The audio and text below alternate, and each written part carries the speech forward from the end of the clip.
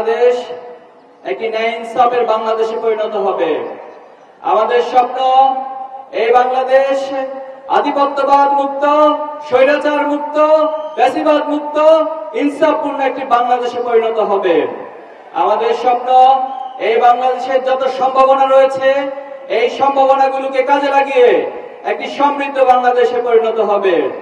কিন্তু দুর্ভাগ্য হচ্ছে এই জনপদে বারবার শরীয়তুল্লাহ তিতুমির থেকে শুরু করে সকলে জীবন দিয়েছে, আবু সাইদরা জীবন দিয়েছে, আলেম ওলামারা জীবন দিয়েছে, কিন্তু এখনো পর্যন্ত আমাদের সেই স্বপ্নের বাংলাদেশ প্রতিষ্ঠিত হয়নি। 2024-এর জুলাই আগস্টে শহীদ আবু সাইদ, শহীদ মুগ্ধ, শহীদ ওয়াসিম শান্ত সহ হাজার হাজার ছাত্র জনতা জীবন দিয়ে এই বাংলাদেশকে নতুন করে নতুন স্বপ্নের আঙ্গিকে সাজিয়ে তোলার এক পথ আমাদের সামনে রচনা করে দিয়েছেন।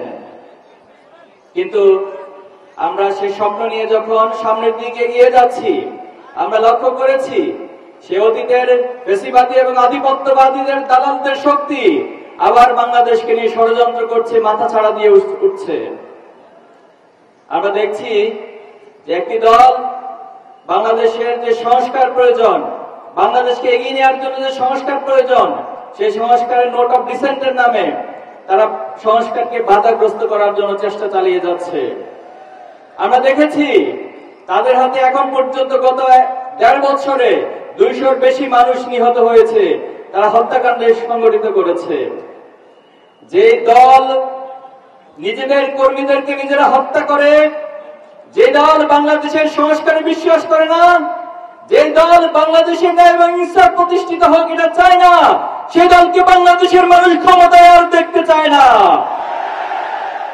তারা বারবার দাবি করে তারা বড় দল, নির্বাচনের আগে নিজেদেরকে ক্ষমতায় অধিষ্ঠিত হিসেবে প্রকাশ করার, জাহির করার চেষ্টা করে। আপনাদের যদি সৎ সাহস থাকে, একটি নিরপেক্ষ, গ্রহণযোগ্য, অবাধ নির্বাচনে অংশগ্রহণ করার প্রস্তুতি নেন। মানুষ হত্যা করে এই বাংলাদেশের পরিবেশকে আর নষ্ট করার চেষ্টা করবেন না। এই বাংলাদেশের মানুষ কোন চাঁদাবাজদেরকে ক্ষমতায় দেখতে চায় না। এই বাংলাদেশের মানুষ কোন নারী দর্শনকারীদেরকে, ইফতিজিংকারীদেরকে আর ক্ষমতায় দেখতে চায় না। এই বাংলাদেশের মানুষ যারা মানুষের ভোটের অধিকারকে হরণ করে, যারা মানুষের অধিকারকে হরণ করে, ইনসাফকে হরণ করে ক্ষমতায় যেতে চায়, যারা মানুষকে হত্যা করে ক্ষমতায় যেতে চায়, তাদেরকে বাংলাদেশের মানুষ আর ক্ষমতায় যেতে দিবে না। আমরা দেখেছি বিগত সময়ে বাংলাদেশকে বিদেশ থেকে বসে বসে পরিচালনার একটা প্রবণতা লক্ষ্য করা যাচ্ছে অনেকের মাঝে। আপনারা দেখেছেন বাংলাদেশকে কি বিদেশ থেকে পরিচালনা করা যাবে না বাংলাদেশে এসে পরিচালনা করতে হবে? এই বাংলাদেশের মানুষের সাথে, বাংলাদেশের মানুষের সাথে জীবন দিয়ে, রক্ত দিয়ে, বাংলাদেশের মানুষের সাথে পরিশ্রম করে যারাই বাংলাদেশকে গড়তে জানবে তারাই আগামী দিনে বাংলাদেশের ক্ষমতায় যাবে। দিল্লিতে, পিন্ডিতে, লন্ডনে বসে বসে বাংলাদেশ চালানোর স্বপ্ন দেখবেন না, এটা দিবা স্বপ্নে পরিণত হবে। সৎ সাহস থাকলে বাংলাদেশে এসে বাংলাদেশের মানুষের সাথে রাজনীতি করে এরপর ক্ষমতায় যাওয়ার স্বপ্ন দেখুন। সংগ্রামী উপস্থিতি, ইসলামী ছাত্র শিবির 1977 সাল থেকে আজ পর্যন্ত বাংলাদেশের ছাত্র সমাজকে, যুব সমাজকে নৈতিকভাবে মেধার ভিত্তিতে গড়ে তোলার জন্য আপ্রাণ চেষ্টা চালিয়ে যাচ্ছে। কিন্তু দুর্ভাগ্য হলো সে 1977 সাল থেকে আজ পর্যন্ত আমাদের শত শত ভাইদেরকে জীবন দিতে হয়েছে, আমাদের ভাইদেরকে নির্মমভাবে হত্যা করা হয়েছে। আমরা যখন প্রশ্ন করেছিলাম যে কি আমাদের অপরাধ ছিল, কেন আমাদের ভাইদের উপর এত নির্যাতন, এত গুম, এত খুনের ঘটনা ঘটানো হচ্ছে, তখন একটাই উত্তর পাওয়া গিয়েছে যে আমরা শুধুমাত্র এই ঘোষণা দিয়েছিলাম, ওমা নাকামু ইল্লা আন ইউমিনু বিল্লাহিল আজিজিল হামিদ, আমরা শুধুমাত্র এক আল্লাহর কাছে আমাদের নিজেদের বিশ্বাসকে সঁপে দিয়েছিলাম। এই অপরাধে আমাদের শহীদ সাব্বির, শহীদ আইয়ুব থেকে শুরু করে আমাদের প্রথম কেন্দ্রীয় সভাপতি শহীদ মীর কাসিম আলী, শহীদ কামরুজ্জামান থেকে শুরু করে শত শত ভাইদেরকে জীবন দিতে হয়েছে। আমাদের শত শত ভাইদেরকে গুম করা হয়েছে, নির্মম নির্যাতন করা হয়েছে রিমান্ডে নিয়ে। অনেক ভাইদের লাশ খুঁজে পাওয়া আছে নদীতে, খালে, বিভিন্ন রাস্তার ধারে। তথাকথিত ক্রস ফায়ারের নামে আমাদের অনেক ভাইদেরকে গুলি করে হত্যা করা হয়েছিল। কিন্তু 2024-এর জুলাই আগস্টের পর অনেকগুলো আয়না ঘর আবিষ্কৃত হয়েছে। কিন্তু দুর্ভাগ্য হলো আমাদের 7 জন ভাইকে এখনো ফিরে আসেনি। আমরা প্রশাসন থেকে শুরু করে বিভিন্ন জায়গায় বারবার বলেছি, তাদের পরিবারকে নিয়ে এসে বিভিন্ন আবেদন উপস্থাপন করেছি, কিন্তু এখনো পর্যন্ত আমাদের সেই ভাইদেরকে কোনো খোঁজ সরকার দিতে পারে নাই। আমরা সরকার থেকে আহ্বান জানাবো, অতি সত্বর আমাদের ভাইদের এই খোঁজ আমাদের বাংলাদেশের কাছে, তাদের পরিবারের কাছে দিতে হবে। আমাদের অসংখ্য ভাইদেরকে পঙ্গু করে দেওয়া হয়েছে, হাত কেটে ফেলতে হয়েছে, চোখ উপড়ে ফেলা হয়েছে, চোখ নষ্ট করে দেওয়া হয়েছে। এই সকল লড়াই সংগ্রাম, এই ত্যাগ কোরবানির পথ মারি দিয়ে আজকে যে পর্যায়ে এসে দাঁড়িয়েছি, এখন এসে নতুন করে আমাদেরকে ভয় দেখানো, আমাদেরকে থামিয়ে দেওয়ার যে রাজনীতি, এই রাজনীতি বন্ধ করতে হবে। অতীতে যারা আমাদেরকে থামিয়ে দিতে চেয়েছে তারা নিজেরাই থেমে গিয়েছে। অতীতে যারা আমাদেরকে নিষিদ্ধ করতে চেয়েছিল তারাই বাংলাদেশের মানুষের গণ আদালতে নিষিদ্ধ হয়ে বাংলাদেশ ছেড়ে যেতে বাধ্য হয়েছে।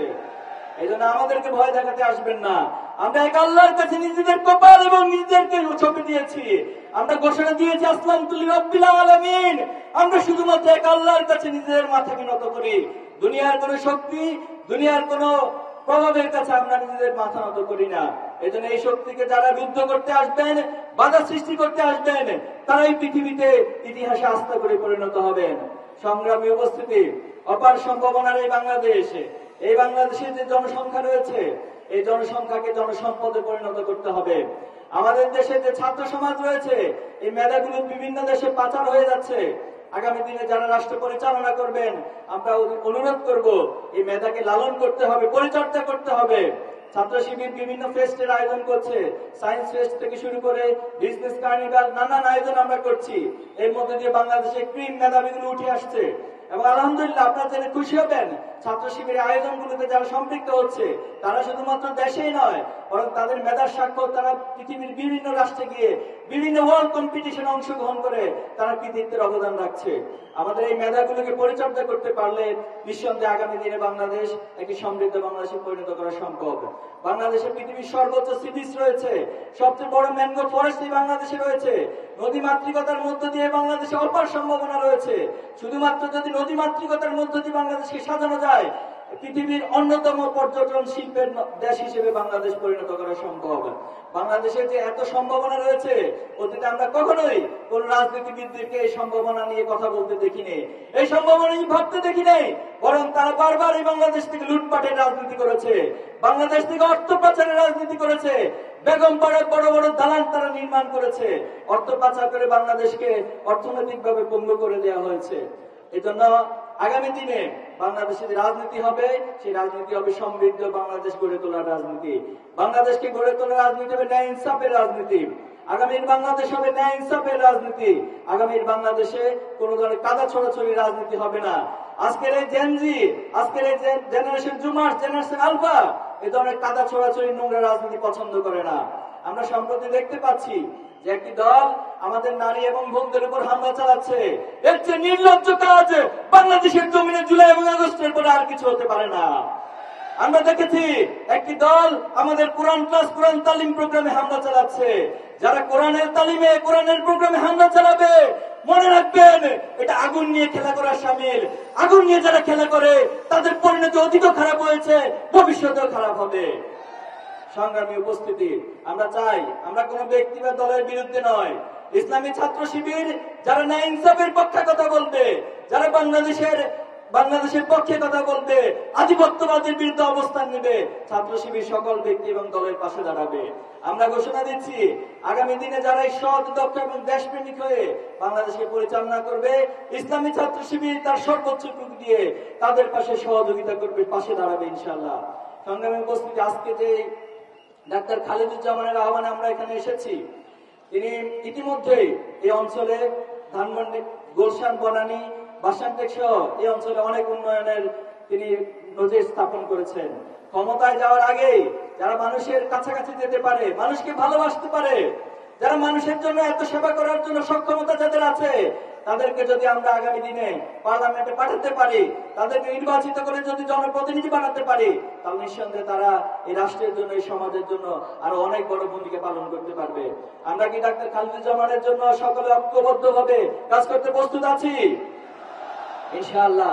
তিনি শুধুমাত্র রোগীর সেবা নয়, আলহামদুলিল্লাহ তিনি প্রমাণ করেছেন তিনি সমাজ সেবা এবং মানবতা সেবায় অগ্রগামী হিসেবে ভূমিকা রাখতে সক্ষম ইনশাআল্লাহ।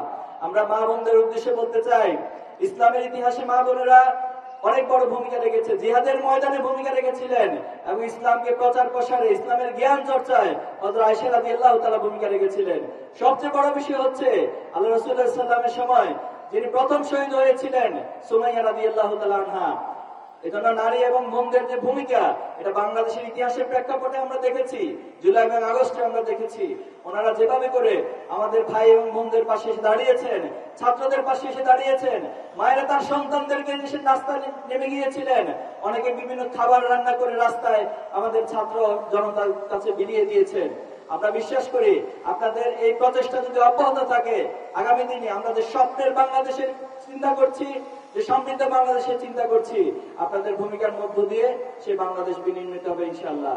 পরিশেষে আমরা বলতে চাই, আমরা যে অগ্রযাত্রা নিয়ে সামনে এগিয়ে যাচ্ছি, পৃথিবীর কোন শক্তি, কোন সামর্থ্য নাই আমাদের সেই অগ্রযাত্রাকে রুদ্ধ করে দিবে।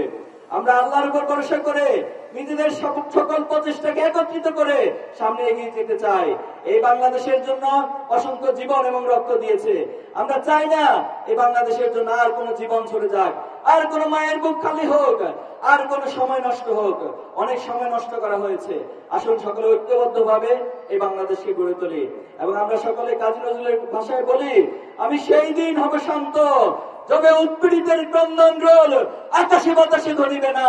আমরা সেই দিন হব শান্ত এবং যেদিন বাংলাদেশে এমন নেতা নির্বাচিত হবে, এমন প্রতিনিধি নির্বাচিত হবে যাদের পিছনে পিছনে আপনাদেরকে চাকরির জন্য ঘুরতে হবে না, যাদের পিছনে পিছনে ন্যায় বিচারের জন্য আপনাদেরকে ঘুরতে হবে না, বরং ওমর রাদিয়াল্লাহু তাআলার শাসন আমলে তিনি যেভাবে করে মানুষের অধিকারকে তাদের ঘরে ঘরে পৌঁছে দিয়েছেন, আমরা চাই আগামী দিনে এমন নেতা আমাদের মাঝ থেকে উঠে আসুক, এমন নেতা নির্বাচিত হোক যারা তাদের অধিকারকে মানুষের দোরগোড়ায় পৌঁছে দিবে।